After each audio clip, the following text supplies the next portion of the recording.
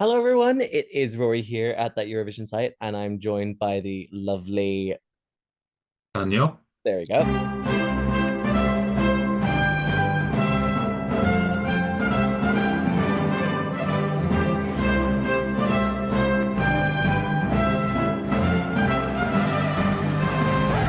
We are here to sort of recap yet another national selection that has taken place over the course of the last few weeks, and it's been an interesting one with this one, to be honest. We are Yeah. talking about Croatia with Dora, and it happened in a bit of a whirlwind, to say the least. 3 out of 4 nights essentially in a row, and it was won by Baby Lasagna with Rimtin Tagidim, and I guess like the first thing just to sort of say is like, what did you make of the winner? To be honest. I think it's the only song in the final that deserved to win. And you can tell from how overwhelmingly it won that it was clear that that was a choice that needed to be made. No, definitely. I think it's true because I mean, look at how like sort of we're looking at this through the lens of hindsight, I guess here, but like the Croatian national media has been going off on Dora about like how this wasn't selected pre, in the first round instead of having to get in as a result of being a reserve. Yeah. That in itself is quite a shock, isn't it? That how could Yeah. HRT miss out on something like that? I don't think they've got the right people in the job if that if a song that gets over half of the televotes in the entire country is not even being included in the first place. I think Yeah, either the people they need to book up their ideas or give the job to someone who actually knows what they'd be doing. yeah, definitely. I think, but even just looking more at like what Europe wants and sort of what is working with sort of the commercial side of things, because obviously, I mean, we had quite a lot of favorites when it came to Dora. I mean, when we were Yeah. ranking them all, we had at least 6 or 7 different ones that kept cropping up. So, that in itself kind of shows that it was kind of a good selection. But the fact Yeah. that this was being thrown in as a reserve is, I think, is absolutely crazy to say the least. I mean, what did you make of his performance? Like, did you think he did like a good job in that kind of sense? Because it was good, but it looked quite weird on the stage, I felt. I think it was a good performance, and I think it gets a message of the song across quite well with the rural to urban migration and also the leaving Croatia to go to Western countries. I think I Yeah, got the message. I think a lot of people at home it would have resonated with them as well. I think that's partially why the song was so popular. yeah. I think as well because like there's so many people that have had a similar Yeah. experience of how things have happened with that. Um, and to be fair, like he was packing energy. Like he was one of the few ones that actually had a stage concept, Yeah. had a specific look. He felt like he was the only one that really had like proper energy behind him, Yeah. whereas everyone else was kind of more reserved or maybe sort of holding back a little bit. And it felt like that. I mean, obviously we're talking to, we'll get onto that in a second, but um it was quite the spectacle, I would like to say. Yeah. Um, but I'm not complaining, to be honest. It was a good time.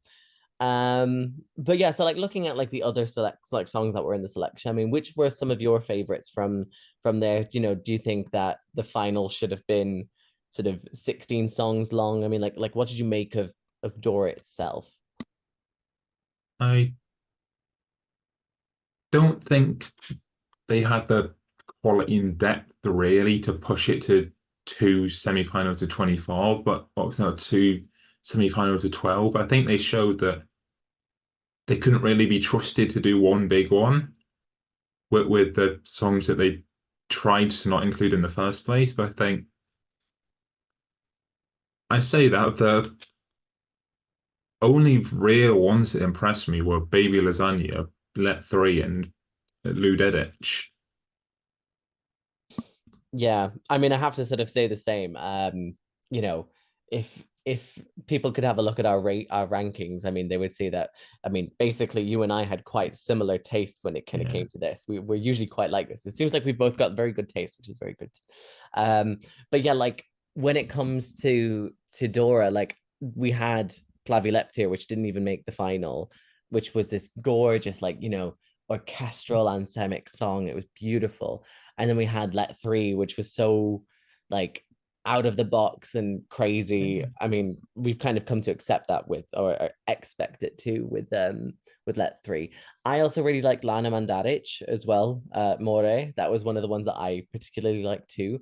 I think you know, the we have to kind of talk about the semifinals as well because the vocal capability and the mic and the sound quality Hmm. was rather shit, to say the least, because especially on the first night, pretty much everyone suffered from sort of their like the sound mixing not working in their favor to the point where it Yeah. was like straining their vocals. I mean, surely that should be something that there should be built on and improved for next time, surely. You'd hope so, wouldn't you? But we've seen that with quite a few national finals this year that the sound mixing's not been great. I don't know if it's like a sound mixing play going across Europe or something, but I think the ones who get it. The ones who don't in this type of thing. That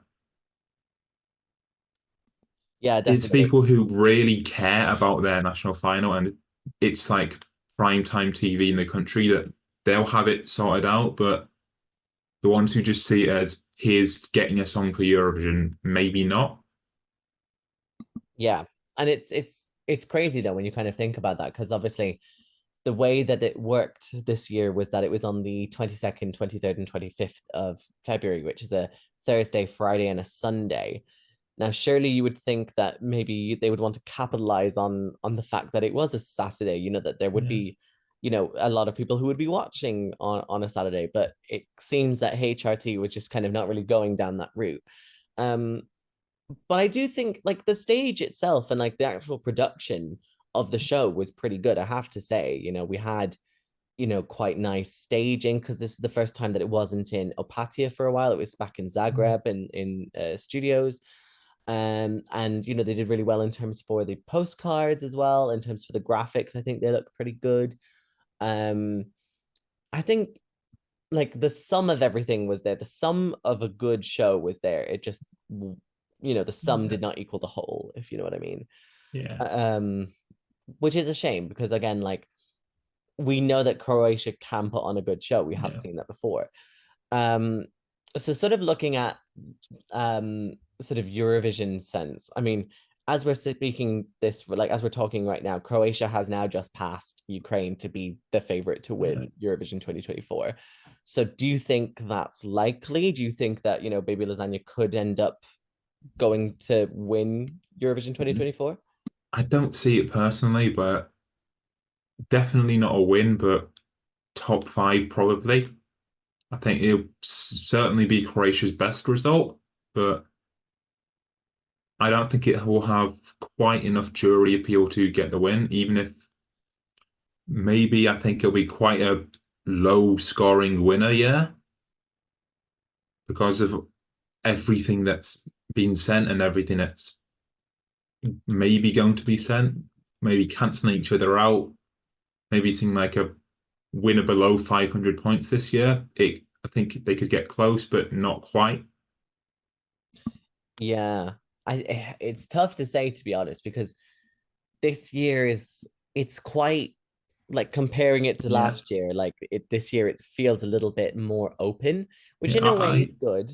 But because it's not so predictable on like yeah, who's going to win or immediately.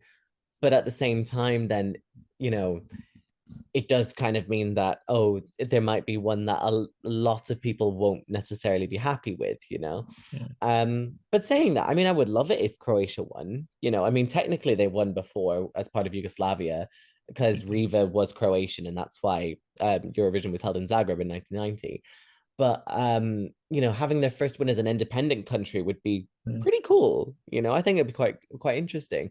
And to be fair, it has been a long time coming, and following the Yeah. string of poor results that they've had, this is an opportunity for them that they can actually build Yeah. really positively on. Um, I, depending on what comes out with some of the other internal selections, I think this could be one to look out for.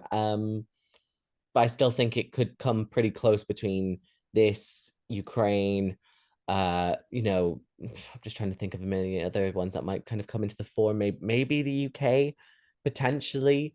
Depend I think at this point you could like go on Twitter and see like 10 different people give 10 different songs they think will win, which hasn't happened in quite a while. yeah, definitely.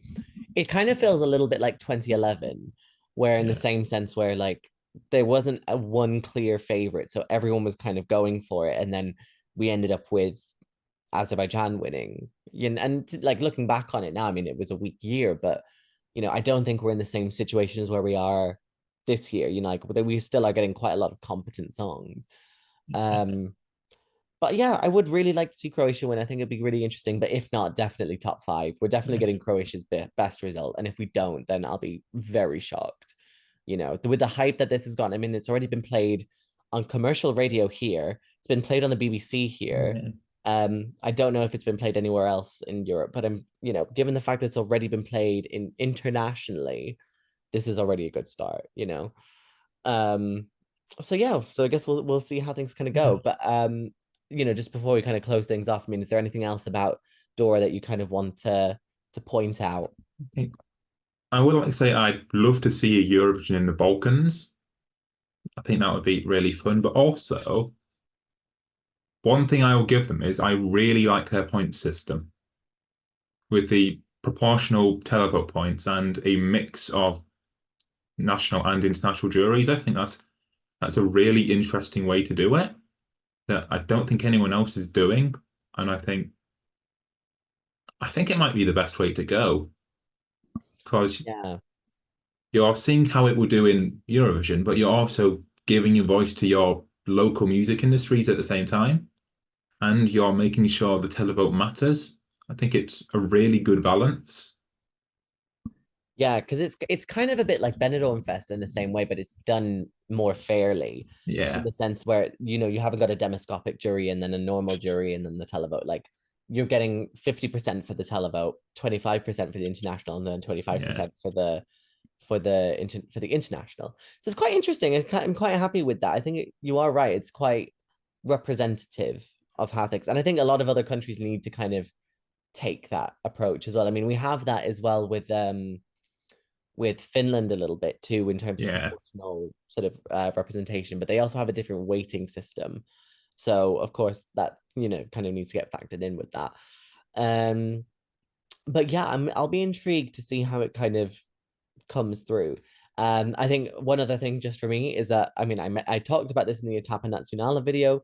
Please find people who want to be in the crowd and are happy to be in the crowd because those people were just not happy. It just did not sound like they were happy being there. There was dead silence for most of the time that they were on. There was no sort of background music, to kind of keep the vibes going. Like it just felt quite, this is very serious and we must talk about this and we must do it now, like it's very formal.